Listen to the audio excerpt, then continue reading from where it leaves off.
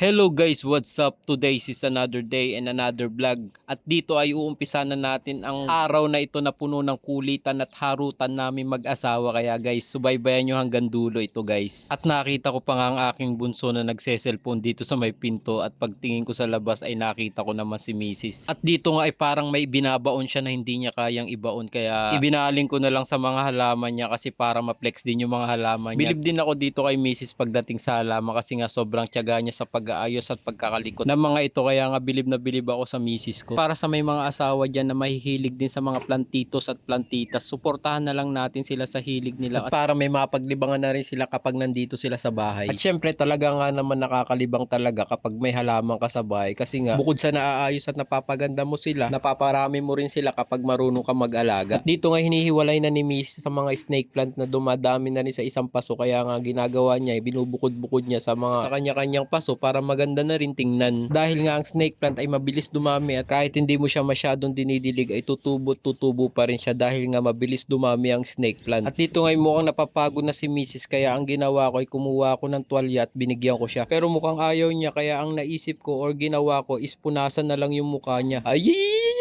Pero ayaw niya pa rin. Ano ba yan? Sayang effort.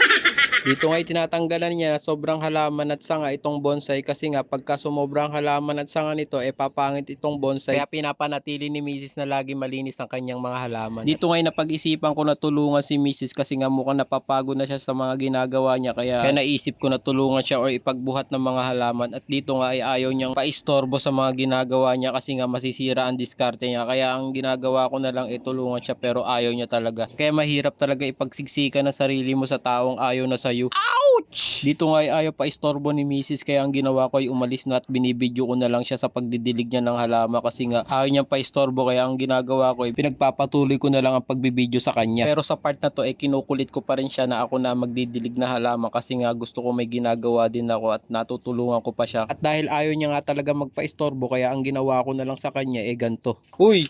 Smile naman dyan! At dahil nga maalaga si Mrs. sa mga halaman niya, hindi niya ito hinahayaang malanta at bagkus araw-araw niya itong dinidilig. Sana all may dilig! At lalo't nga ipapasok na ang tag-init, huwag nating kakalimutan laging magbaon ng tawa sa bulsa. At dito nga pinilit ko na talaga si Mrs. na ako na magdidilig kasi nga nakikita ko na kanina pa siya gawa ng gawa. Kahit na hindi humihingi ng tulong ang ating mga asawa, magkusa na lang tayong tulungan sila para sa ikakasagana ng pagsasama. Para maiwasan din ang tampuhan at awayan, gawin natin ito ng walang pag-aalinlangan. Kung alam naman natin na napapagod ng ating mga asawa, makiramdam tayo o pakiramdaman natin sila. Kasi malay natin na nahihiya lang sila magsabi. Yung pala sa loob nila nahihirapan na sila. Kaya mahalin natin at pagkaingatan sila dahil sila ang ilaw ng ating tahanan. Dahil sa pagsasama, higit na nakakalamang talaga pang-uunawa at pagbibigayan sa isa't isa. At dahil nga sa binuo niyong pamilya, nangako kayo na magsasama kayo sa hirap at ginawa. At dito nga binala ko na humingi na isang kiss sa kanya kasi nga tingin ko napapagod na siya para matanggal ang pagod niya. At dito'y sinubukan ko lapitan at kalabitin siya. Sinubukan ko kung makakahingi nga talaga, pero eto nagisagot niya. At dahil sa dala na rin siguro ng pagod, hindi na rin nakuwang umiti pa. Kalungkot naman.